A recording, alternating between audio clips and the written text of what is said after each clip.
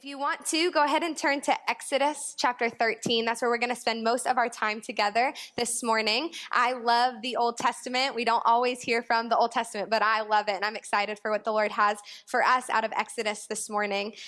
Every summer, our student ministry has a lake party at the home of one of the families in our church. They're the Bond family, and for the last several years, they've opened up their home for our students to come and just spend an afternoon playing in the water, riding on the banana boat, climbing up a precariously high tree that someone decided to nail little planks in, and the guys said, yeah, it's safe, except the fourth one up. Yeah, that one won't hold you, so skip over that. And so we climbed, we jumped off the trees, we had a really fun time. But last summer, Damien and I both arrived about 15 minutes late to the party. Now, it's not a party that's run by our student ministry, so there's no expectation for Damien or I to be there for the whole time, to be there right when it started, or even to stay when it ended. So it wasn't a big deal that we were arriving a few minutes late. But we weren't that late, just a few minutes. And as we came up the sidewalk, we walked around the corner. There's a brown gate on the side. We unlatched it and heard the sounds of our students. It sounded like just laughter and chatting. But when we came around the corner, we saw one of our students was sitting in one of the lanai chairs, and his face was covered in blood, which is always the first thing you want to see at a student ministry event, right? And he was holding a towel to his head. And so we came over and asked him to move the towel so we could see. And sure enough, his head was busted open. It was like an inch-long gash, and it was streaming with blood. He was laughing. He was like, oh, I'm okay. We're like, no, like, you can't swim in this water. You need to go to the ER or to urgent care. And so I asked Damien to pull up an urgent care on his phone. So he pulls out his phone and unlocks it, and he clicks on the Apple Maps icon. Now, if that doesn't concern you, then I feel like I probably can't trust you on a fundamental level, because everyone knows that Google Maps is better. If I'm getting to know someone and they share a kind of questionable opinion, all I feel like I have to do is ask them, do you use Apple Maps or Google Maps? Because if they tell me they use Apple Maps, then I'm going to hold that opinion really loosely. But if they tell me they use Google Maps, it's like, all right, I trust whatever you say. It is now truth to me. And so I said to Damien, I said, pull up Google Maps. Like, what are you doing? He's like, Jen, I don't have Google Maps. Okay, download Google Maps. Like, Apple Maps is trash. And so then, of course, all of our students and leaders are like, Jen, Nathan's bleeding. Like, this is not the time for us to download a new app or a new map to get him there. And so I said, okay, search for an urgent care. And nothing came up within a few miles. And so I pulled out Google Maps, and we got an urgent care. So I gave Damien the address because he was going to take Nathan. And we all laughed when, as he typed in the address, his Apple Maps estimated that it would take 3 or 4 minutes longer than what Google Maps had suggested for me. Now, I use Google Maps because I think it's going to get me where I'm going in the shortest time possible. I want to know that when I get in the car and I plug something in, I want to know that I'm not wasting my time. I'm not going to be stuck on the road. I'm not going to take 20 minutes to get somewhere that I could get in 10 minutes. Now, don't worry, your students are safe with me as a student ministry director. This conversation about the maps did not affect our care of Nathan at all. He was totally okay. Your students are safe. But isn't that something that we do, right? We want to know we're getting there as fast as we can. I'm sure I'm not the only one. If you follow or know anything about the Enneagram, I'm a textbook Enneagram 7. I want all the fun, all the time, at any cost. And so you could easily talk me into a road trip where we would take the longest route, as long as I know that that's what we're getting ourselves into. But if I'm just trying to get from point A to point B, then the longer route, all that means to me is less fun wherever I'm going, less time to enjoy whatever my destination is. I want to know that I'm going to get where I'm going the fastest possible way. And if I'm honest, I'm not just that way when I'm driving. I'm kind of that way when it comes to the Lord. I want to know that the Lord is going to take me where I want to go in the shortest time possible. I want to know that I'm going to get not just what I want, but I'm going to arrive, or I'm going to experience whatever that thing is without any undue time. But if you've walked with the Lord, I'm sure you know that often that isn't how he works. Often we're stuck taking the long way, even when it's not what we wanted. And maybe you've heard it said that disappointment is just your experience minus your expectation, or your expectation minus your experience. If you expect something up here and your experience ends more down here, we normally fill that space with disappointment. We end up disappointed in our spouse or our roommates, your friends, your coworkers. You wanted it to go one way and it didn't go that way. And when there's disappointment, there's break in relationship. I'm sure you've experienced that, not just with the people around you, but also with the Lord. You expected him to do one thing, and your experience with him was something altogether different. And that causes us to trust whether or not God is good, because we're told that he's good and trustworthy. For us, good and trustworthy usually means the short route. And for the Lord, it often looks like the long way. I wonder what in your life right now feels like you're going the long way. What experience you're walking through, and it feels like you've been on this road for far longer than you ever wanted to be on that road. Maybe it's a struggle in your marriage. It seems like you've been wrestling over and over and no progress is being made. And maybe it's with your children, a rebellious toddler or a wayward teen. Maybe it's your work, and maybe you wanted to be on the mission field years ago and you're still here, or you're trying to raise support and it's taking much longer than you thought it would. We're going to look at a story this morning in Exodus where we see the Lord take the Israelites the long way. And our big idea this morning is that the Lord is indeed a trustworthy keeper of all of our days. But not just that, he is a trustworthy keeper of all of our days, even when he takes us the long way. We're going to be in Exodus 13, so I want to catch you up on where we are in the biblical narrative. If you were to read the book of Genesis, chapters 12 through 50, you would see the history of Abraham's family. That's the people of God, also called the Israelites. And God made a promise to Abraham in Genesis 12, saying that he would bless him and that he would make him into a great nation, and that through the line of Abraham, all of humanity would be blessed. Jesus comes through the line of Abraham. Abraham had a son called Isaac, who had a son called Jacob, who had a son called Joseph, and Joseph led the people into Egypt. And when Joseph went into Egypt, it started out as a really good situation. It was protection for them in a famine, and then their family grew and grew, and the people of Israel grew and grew. And we read in Exodus 1 that the Egyptians felt like they had grown too big, and they were too out of control, and so they made them slaves. So it started out as a really good situation. Over the course of 400 years, became a really, really bad one.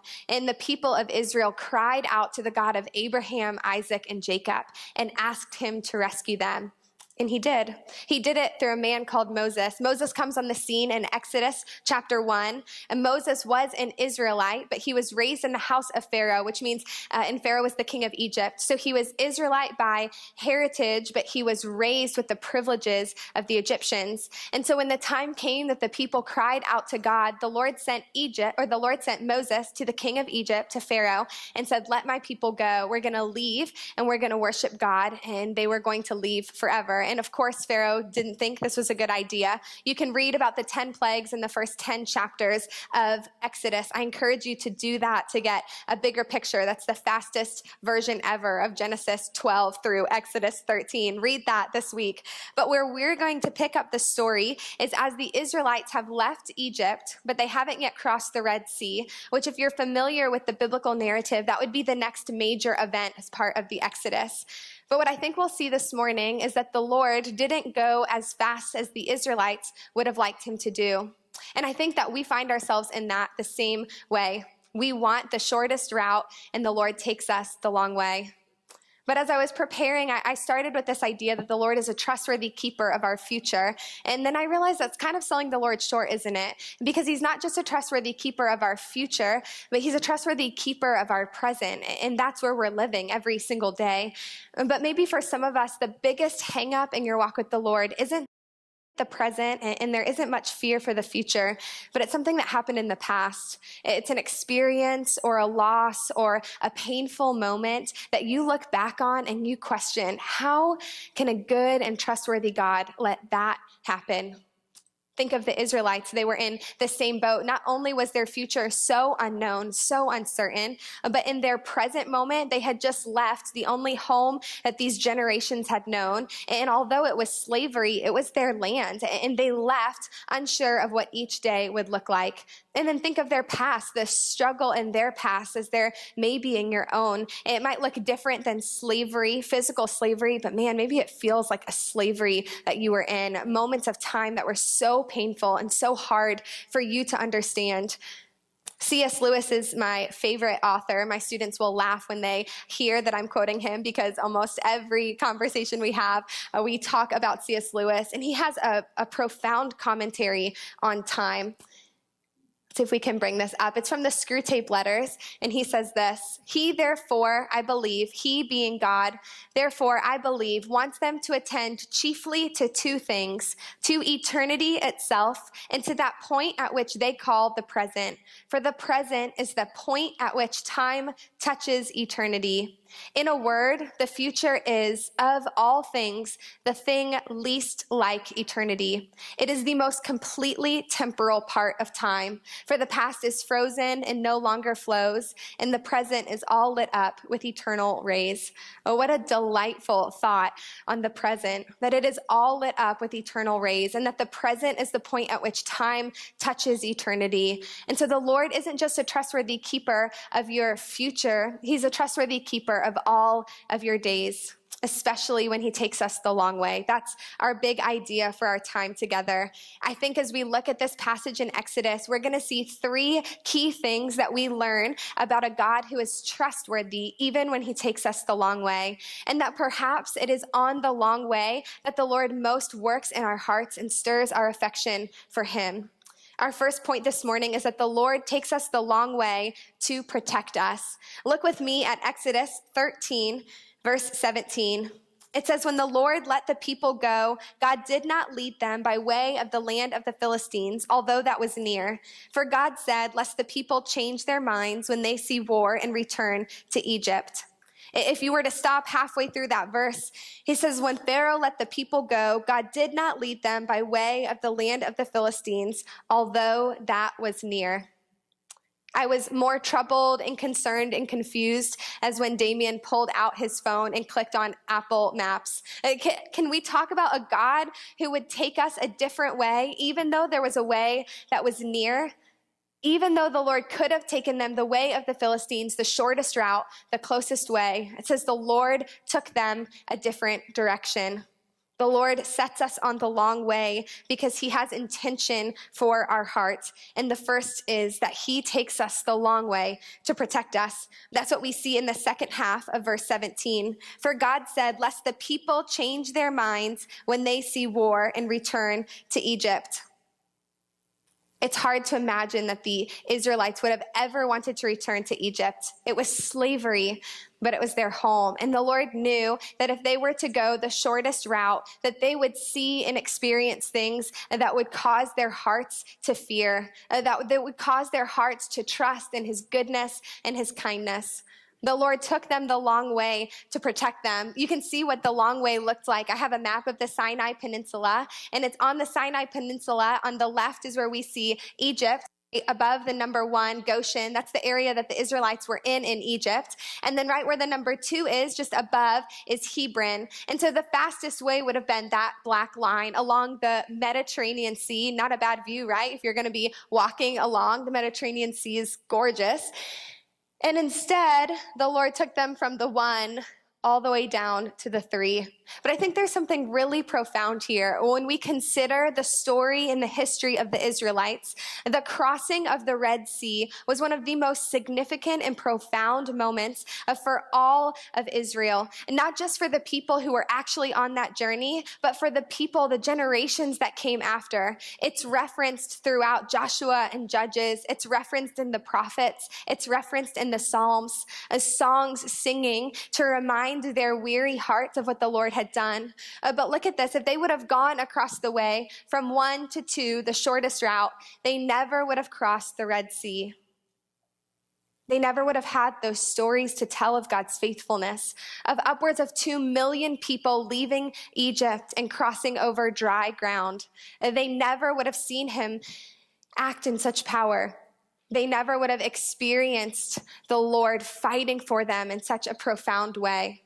And so I think the way the Lord protects us when we're on the long way is that he gives us stories to tell of his faithfulness.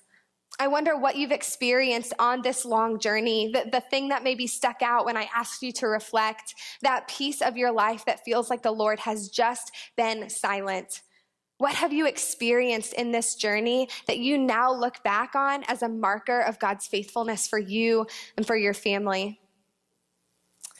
My younger brother is about 1.5 years younger than me. He's my best friend in the world. And growing up, we shared a lot of experiences and a lot of friends. And his friends became my friends, and my friends became his. And he had one friend who became like a little brother to me. He had a handful of friends that became like little brother to me, but one of them was named Blake.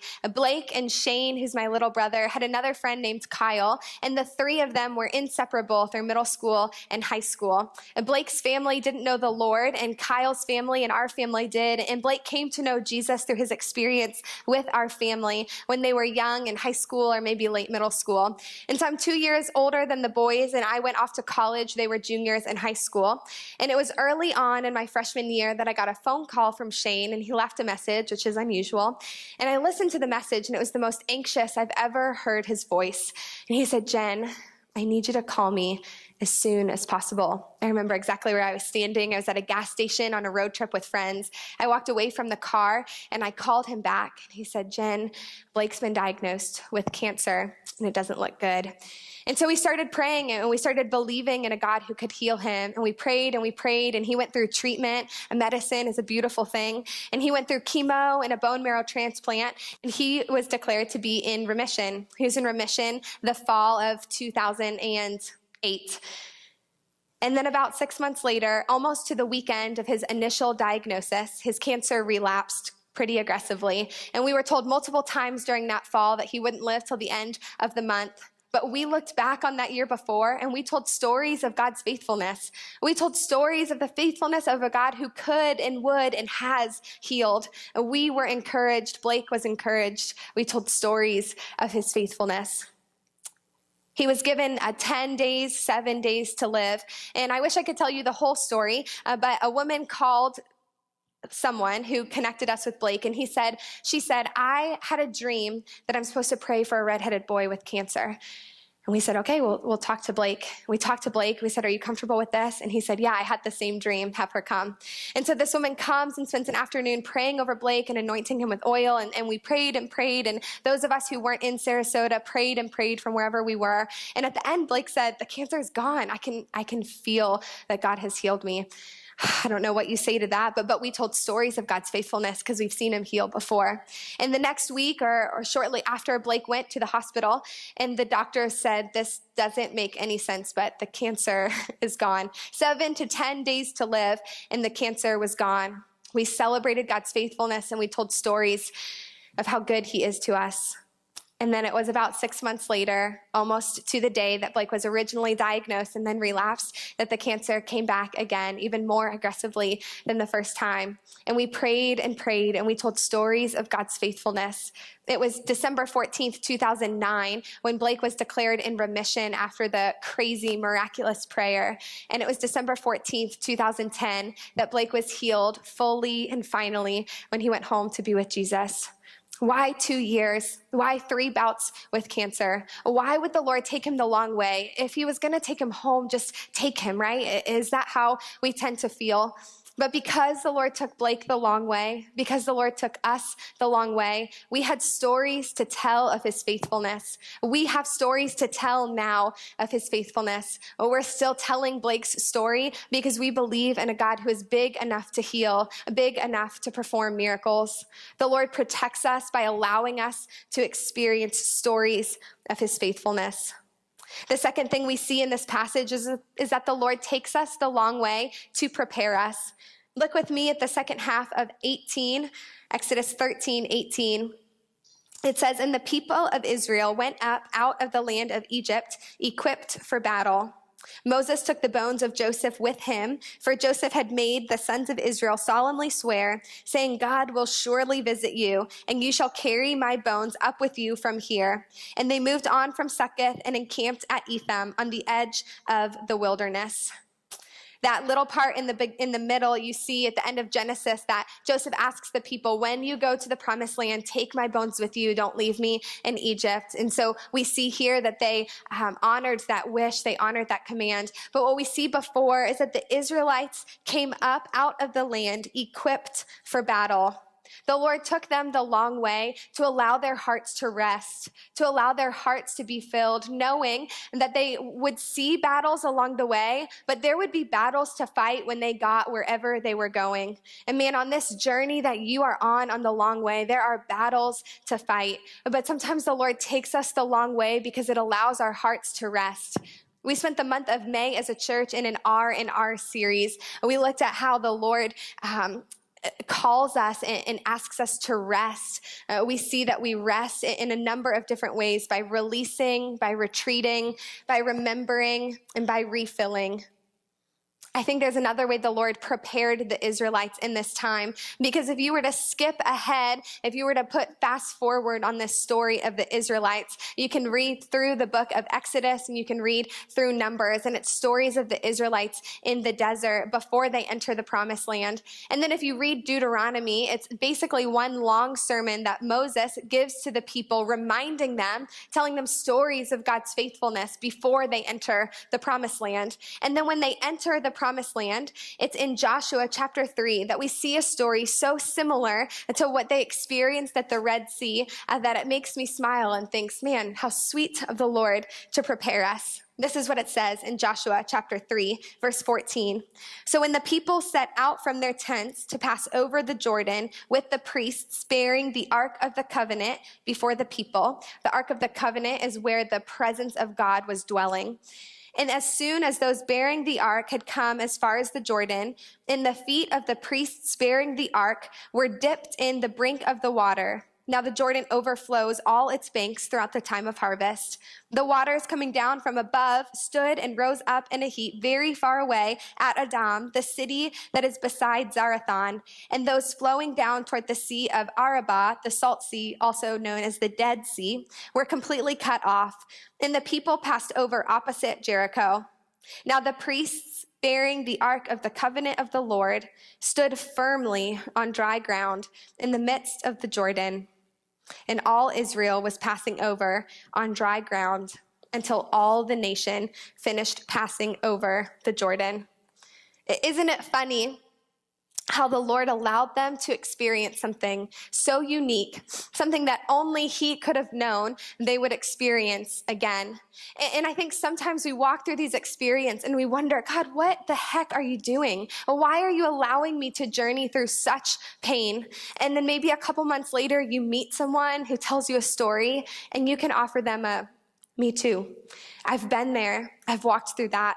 The first generation of the Israelites experienced God's power when they crossed the Red Sea. And I wonder, as the next generation of Israelites were getting ready to cross the Jordan, I wonder how many of them were saying, but remember what we heard? But remember how the Lord was faithful to our fathers and our grandfathers? Remember how He led them and how He took them? He'll lead us too. I think the Lord prepares us by allowing us to have some unique experiences that come into play in the future, a future that only He can see. You can't know the future. You don't know the experiences that you will have, and you don't know how the Lord is preparing you, equipping you right now for the experiences that will come later on. The last thing we see in this text is that the Lord takes us the long way, but His presence goes with us. Perhaps the sweetest thing of all is that in the midst of the long journey, in the midst of the, I don't want to be here, I don't know why I'm going here, I don't know why you're letting this happen, we see the Lord's presence. In verse 21 of Exodus 13, it says this, and the Lord went before them by day in a pillar of cloud to lead them along the way, and by night in a pillar of fire to give them light, that they might travel by day and by night. The pillar of cloud by day and the pillar of fire by night did not depart from before the people. The Lord is a trustworthy keeper of all of your days because his presence goes with you. Even on the long way, even in the worst experiences, even in the most painful seasons that you will walk through, the Lord's presence goes with us. When I first read this passage in Exodus 13, I stopped halfway through verse 17. When I read that the Lord did not take them the way of the Philistines, although that was near. And I stopped and I felt all the feelings. And I doubted, man, what is God doing? Why would God let this happen? What is he doing in my own life? What is he keeping me from? What if he knows that I could get to this place faster and he doesn't let it happen? If only I would have kept reading, I would have seen that his presence goes with them. Man, I want nothing more than I want that. And more than I want the presence of God to permeate every situation, every relationship, every conversation, every event, every Bible study we do at the church, every Sunday morning, every youth ministry event. Don't we want the presence of God more than anything? And it's so easy to get caught up in all of the things and to want the things and to think about the things and to want the fundraising to come in and to want the spouse to be faithful and to want the child to be obedient. We want things and we hope for things. And man, the Lord wants good things for you. Like we read in Psalm 34, he withholds nothing good from those who fear him. Nothing. Those who fear him lack no good thing. That is a promise for you to cling to. But that means because you lack no good thing, you can trust him when he takes you the long way. It's not to say that everything will always go the way that you want it to. It's not to say that the marriages will always work, that the spouses will always be faithful, that work will honor you, that your kids will obey, that your roommates will care, that your teachers will be kind, right? These things that we hope for, these moments where we pray with expectation, they don't always go the way that we want them to. But do you know who always goes with us? It's the presence of the Lord.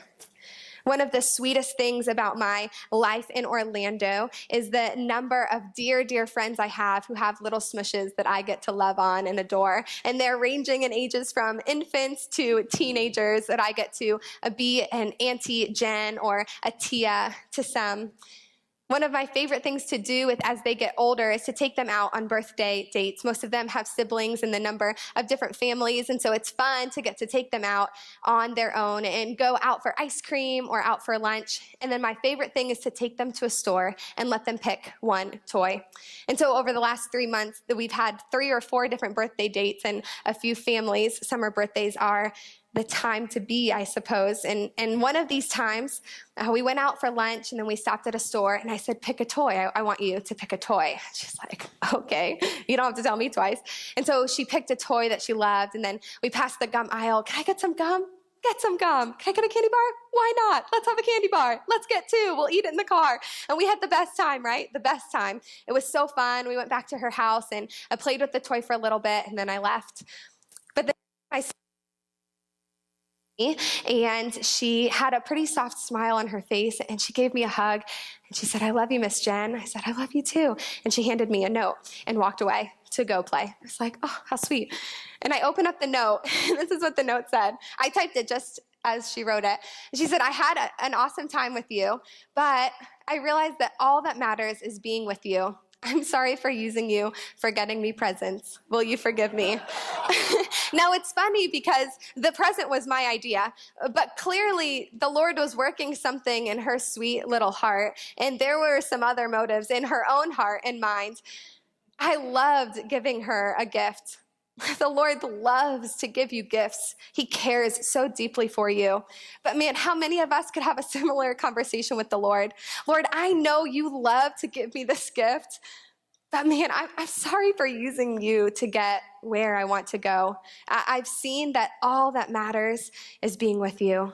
Man, the Lord was taking the Israelites on a journey. The Lord was taking them to the promised land, the land that he had promised to the generations before over and over and over. It was a good gift, but it was not the ultimate prize. The prize is his presence. It's that his presence goes with us. I know that the long way is painful. Man, losing Blake, not fun. Walking through challenging situations, not fun. Experiencing brokenness in family, in the world, in work, in the things that you wake up every day and think, God, I cannot go another moment. His presence goes with you. I think there are 3 things that we can learn, 3 ways that we can respond, some things we can walk away tangibly, whether you're on the long way or you just got off that long way, or maybe you're about to enter the long way. I think the first thing that we can do is to tell our stories. By telling our stories, we encourage our own hearts. We remind ourselves of who God is, of his character, of his kindness, but we encourage others also. When we tell our stories, we encourage others that just as God has been faithful to us, he will be faithful to them. Sometimes in my darkest moments, it's not that I need to see something in my own life. I just need to have a friend say, look at what the Lord has done. We can see him in his faithfulness. The second thing we can do on the long way is to live in the present. Y'all, it is the only moment that touches eternity. That is to say, it is the only moment in which we have anything to do. We can make plans for the future, but no one knows what it will look like. We can look back and wallow in the past, but it does nothing. The past is frozen, but the present is all lit up with eternal rays. What can you do today, whether you're on the long way or not, and to recognize the Lord, to see him at work? And the last and most important is that we cherish his presence. The last thing we can do on the long way is to realize that it's not about where we're going. It's not about what we're asking for. It's not even about the thing that the Lord is going to do for you. It's his presence, and it's with you now. Just a couple months ago, I was processing being in the long way in an area of life, thinking about my calling and what the Lord is doing, what the Lord might have, what's going on in my own heart and mind when it comes to the ministry he's called me to. And I was wrestling with some things that felt long. And I stood at the back of the gym on a Sunday morning, and I was wrestling and praying and fighting with the Lord. And then I tuned in to the songs that were being sung around me, and it was the chorus, "Christ is enough." It was the song we sang right before our study this morning, that Christ is enough. And I heard the Lord ask me, is he? Is he right now, as you long for that thing, as you wait for that thing, as you look to that thing right now? Can you sing that? Man, I want to give you a moment to talk with the Lord and to ask yourself, can you sing that? Can you mean it? Are we cherishing his presence in a way that nothing else matters? Lord Jesus, we come before